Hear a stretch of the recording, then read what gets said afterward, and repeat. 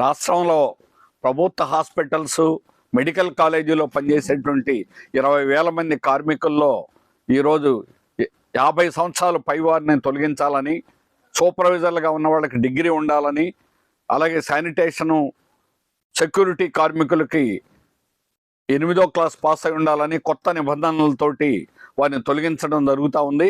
దీనికి వ్యతిరేకంగా నిరవధిక నిరాహార దీక్షలు జరుగుతున్నాయి. కడపలో ఈరోజు ఏకోదవన 3 గంటలకి సుమారుగా 200 మంది పోలీసులు టెంట్ మీద దాడి చేసి మనోహర్ యూనియన్ ప్రధాన కార్యదర్శి సహా నాయకుల్ని అరెస్ట్ చేయడం జరిగింది. నిన్న అనంతపూర్లో కూడా ఈ రకంగానే దాడి చేయడం అనేటువంటి జరిగింది. ఈ రకంగా దాడి చేసి ఈ ఉద్యమాన్ని ఆపలేరని హెచ్చరిస్తున్నాం రాష్ట్ర ప్రభుత్వాన్ని. మీరు పెట్టే నిబంధనలు శుద్ధ తప్పు, ఇవి చట్ట వ్యతిరేకం.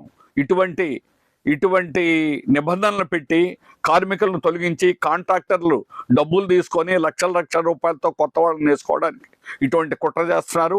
ఇది వీరికే కాదు, తర్వాత మిగిలిన వాళ్ళకు కూడా కాంట్రాక్ట్ అవుట్సోర్స్ అందరికీ కూడా వర్తిస్తుంది.